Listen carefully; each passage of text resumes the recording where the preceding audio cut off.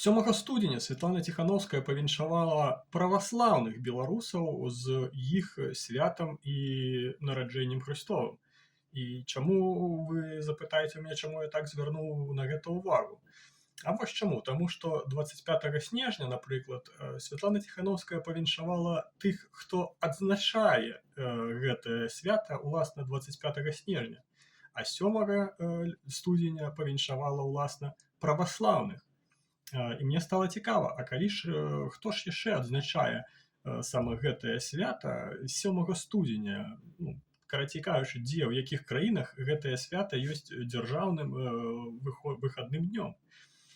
Я загугліў, паглядзеў, 25 снежня адзначаюць у 44 краінах. Гэта ёсць дзяржаўнае свята.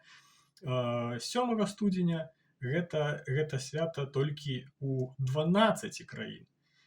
І калі мы будзем браць краіны былога Савецкага Звязу, то саме там іх большасць.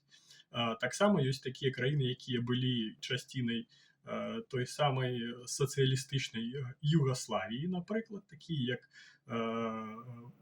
Паўночная Македонія, Чарнагорія. Ось.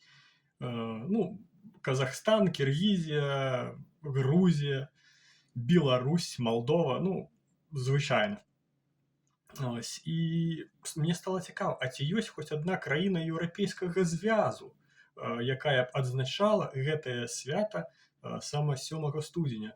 І дзіва, а там няма такіх краінаў, таму што ні адна нармальная свядомая краіна не адзначае гэтае свята 7 студзеня, як і украінская праваслаўная царква таксама не адзначае гэтае свята 7 студзеня.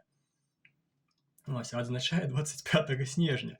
І чаму, вы запытаеце, чаму я даебаўся, уласна, да Ціханаўскай з яе гэтым віншаваннем? А прычына та вось у чым, што про які, блядь, еўрапейскі выбар беларусаў ты кажаш, калі ты віншуеш іх з сацыялістычным савецкім святам, якое, уласна, праз вось гэтыя самыя сацыялістычныя паходжанні і пайшло. Гэта як Октябрьская рэвалюцыя в ноябре. Тое ж самае. Ось.